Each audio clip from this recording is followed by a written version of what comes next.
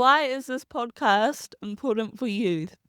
So I think this podcast is important for youth because we speak about topics that are often stigmatized by the community or maybe not explained in ways that young people will understand or kind of honing in on the topics that we want to learn about. Coerce the System, Not Each Other is more than just a podcast. It's research and a storytelling platform built by rangatahi.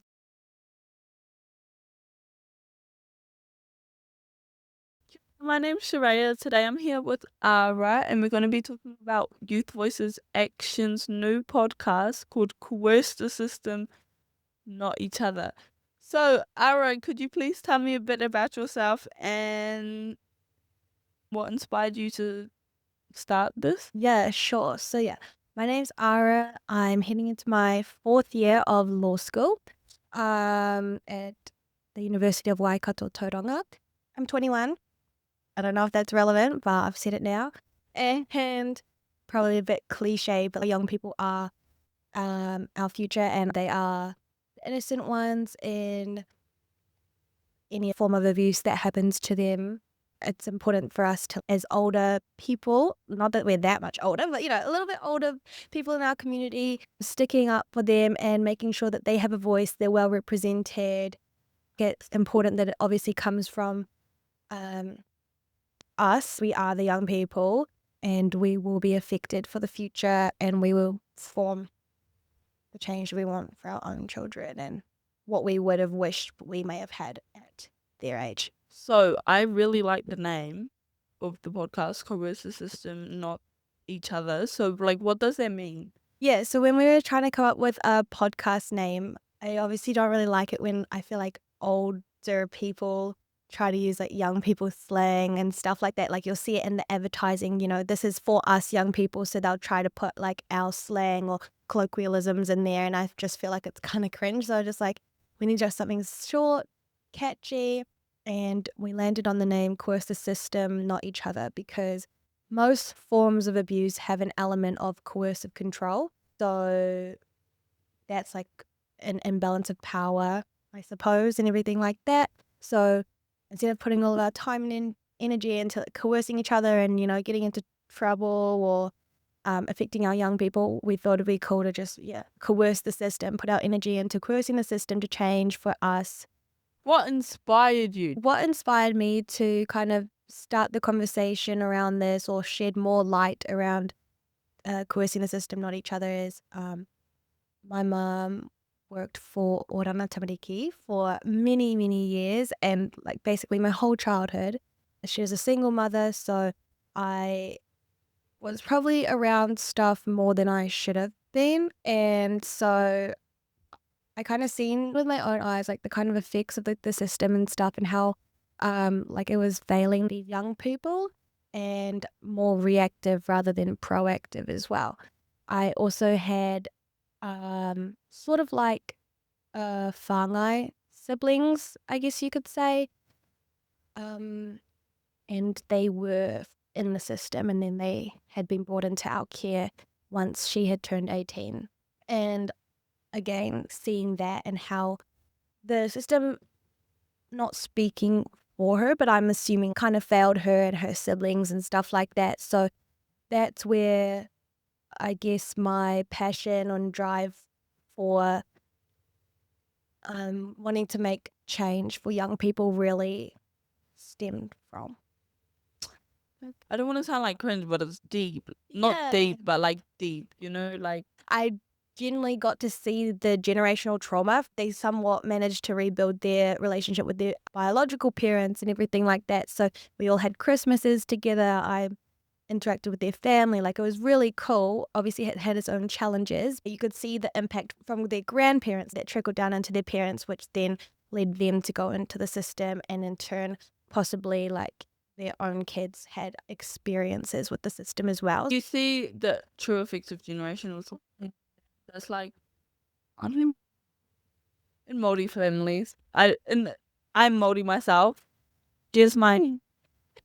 Yeah, Yeah. literally have a tongue on too, but you can see, like, we can blame colonization because it but we can't. At the end of the day, like, you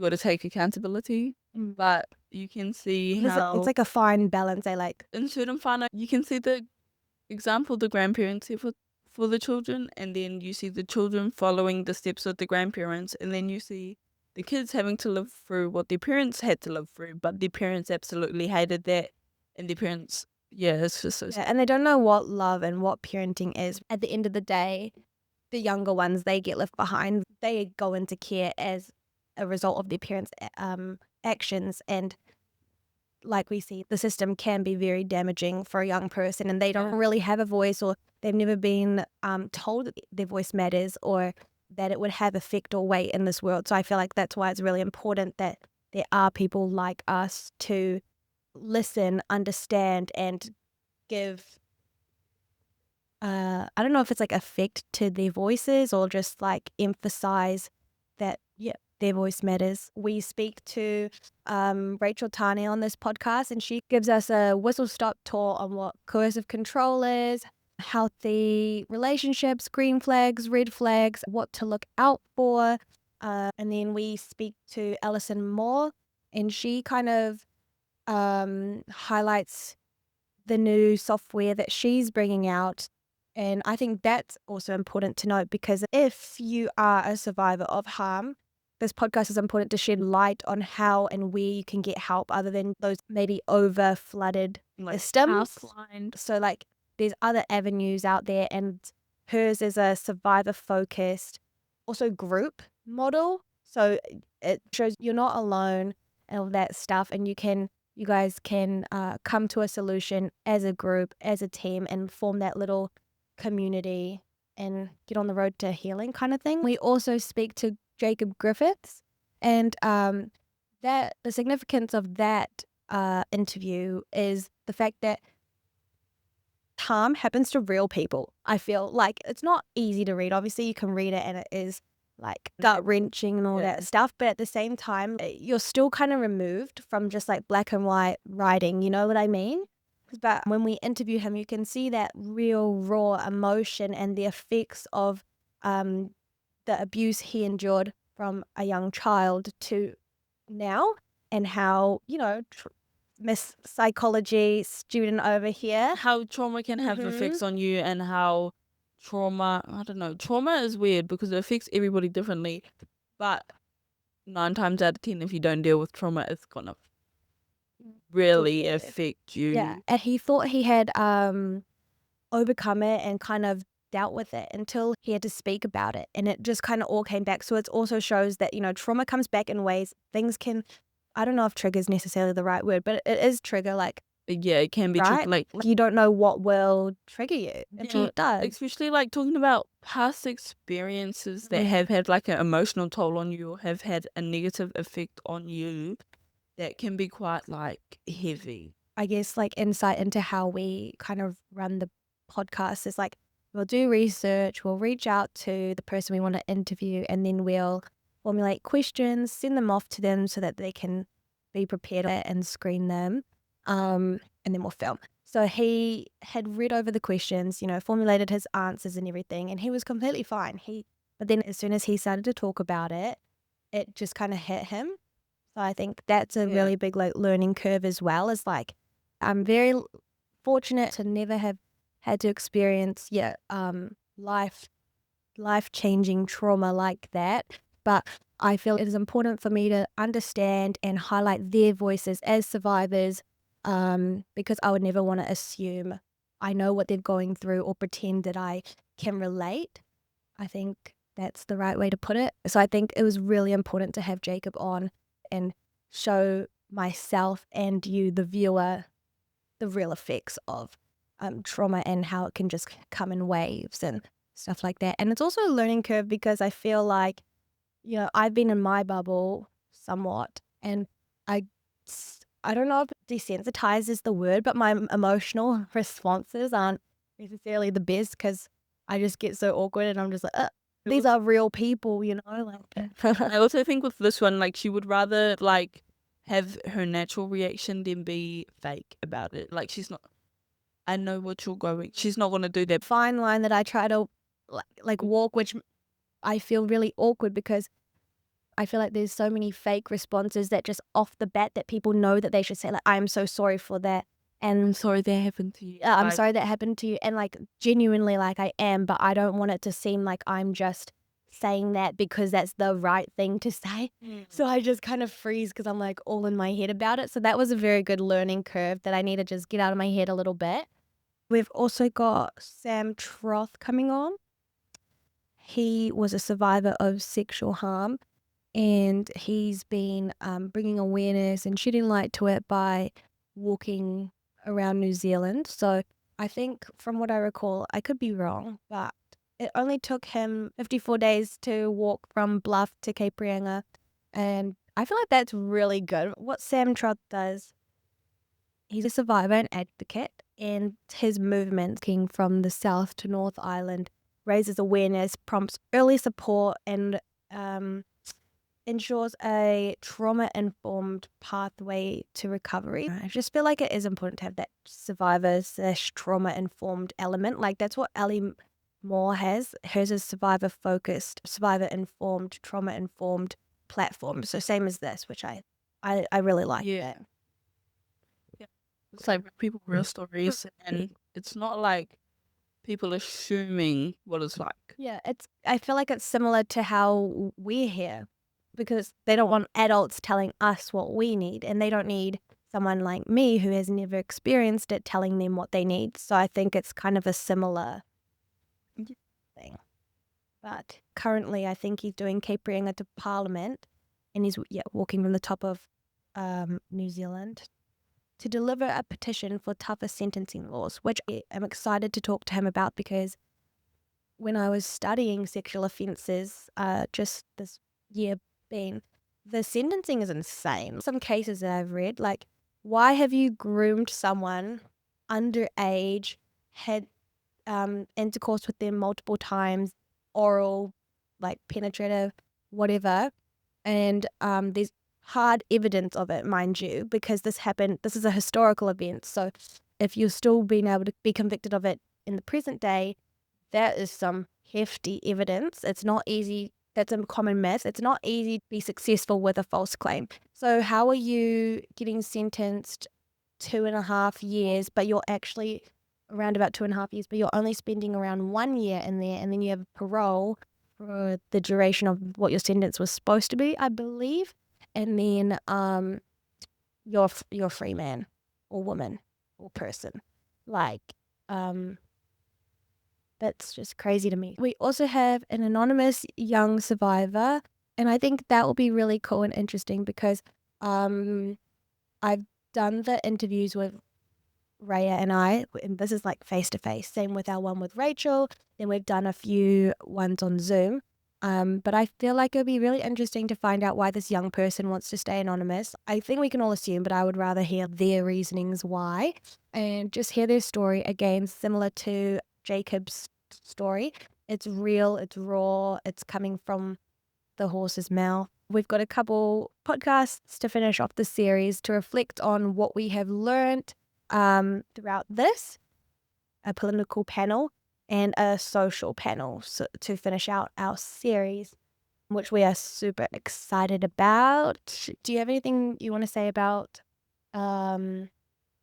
what it's been like learning about this podcast process and everything? Because it's the first time for both of us. Like, this is our launch podcast. Yeah, like pilot this podcast? is your guys' preview. Yeah, so like this is the first time Youth Voices Action has done anything like this, like us young people doing anything like this. So have you learned anything from interviewing, from helping to interview these people?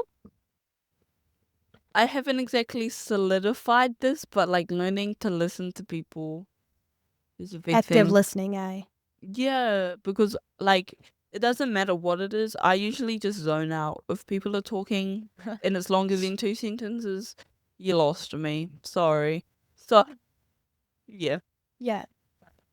That's good, especially because you want to go into either law or psychology. Those are good skills to have. And I think that is what's good about giving us as much reign as practically possible we do get to learn skills and stuff through this podcast that some young people may not have been able to experience, because we've pretty much had, again, like, as much free reign as we can with a structure, of course, but at the end of the day, it is just us two sitting here. There's no one else. Like, it's just us and our guests we're interviewing. So I think it's really cool. We've been tasked to somewhat formulate the questions or collaboratively formulate the questions. Is there anything you would want to say about our podcast, Coerce the System, Not Each Other? And does it mean anything to you? I think it's Yeah. really cool. It just seems like it's going to be good. It's going to be educational. I hope that at least one person can, like, to me, with abuse and stuff, one less person that has to deal with abuse is a success because of the trauma that abuse can have on somebody. While we were setting up for this podcast, Rhea found this article that had just come out today, actually. Yeah, it's literally 5 o'clock this morning. And so we'd like to talk about it a little bit. Yeah, so my Facebook, just prefix, so I get a lot of, like, rape, murder, like all the bad stuff. I get a lot of bad stuff because that's what I interact with, because it makes me go, what the hell? It's not good. So I'll just go read the news. I need to get Meta to start clearing that out. But anyways, what thing like interested me with this was the headline, which was teen who raped boy in public toilets at Lower Hutt Playground may be detained indefinitely. This interested me because being detained indefinitely, I thought that was a good thing, because I thought indefinitely meant forever. It means undecided. Oh, The time frame is not decided. So, yeah, that's what I think it means. If you're like sentenced, no one would sentence you indefinitely, to my knowledge. But if you were sentenced indefinitely, that could mean anywhere from tomorrow to forever. That's my understanding of it. Yeah. Anyways, So they're unsure of how long he will be detained for. okay, so that makes more sense. Yeah, yeah. Okay, so anyways, I was reading it. I'm not gonna go into the Specifics, but we were shocked about how much like detail is in this news article compared to every other bloody, like, because adults. mind you, the survivor in this story was a 10-year-old boy, poor baby, right? So why is the, like, literally horrific, disgusting details of what happened to him being put online? That doesn't even happen when adults have to go through that type of, but like It was noticeably different too, enough for you to be like, hold on. Because you're reading them, right? You're keeping up to date with all the headlines and stuff. And this is the first one that you'd be like, wait a minute. I read a lot of news articles for my age, especially. Like, I'm an 18-year-old. Sure. I love to read news articles, but they don't go into that much detail in most articles. Maybe it's just the Herald. I probably can't say that, but it was a Herald article, and I'll show you the bloody article. And like, the details in the case were horrendous. The two options basically that were in the news article is he could have gone through the youth juvenile system for rape, and from what I read, the possible, like, the highest his max was 6 months, and then the other outcome is he got put into a mental health facility indefinitely, but he could be in there for as short as 1 year. Also, mind you, this boy, like, he does have mental disabilities that would affect his proper thinking. Yeah, they'd weigh that up. The teen had committed offences of abduction for sex, strangulation, assault with a weapon, 4 counts of sexual violation, 2 counts of indecency on a child, attempted sexual violation, robbery, and 2 counts of dishonesty using a document for pecuniary advantage. So basically, it's up to who to decide if he's a risk to society? Or to prove that he's a defense. The defense has to prove that presumption that he has the capacity to understand what he's doing. They have to disprove that. I just think it's sad. Poor baby, the 10-year-old boy, poor thing. See, every person shall be presumed to be sane at the time of doing or admitting any act until the contrary is proved. Thanks for listening to our tangent, and thank you for listening to our description of what our podcast is going to be about, Coerce the System, Not Each Other. We're very excited to launch. Yeah, we still have a couple more videos to film, but we're so excited. It's going to be good. Yeah. Thank you for interviewing me, Rhea. Thanks for Been very having me, good. Bully. Yeah. Thanks, guys. Have a good day and love you.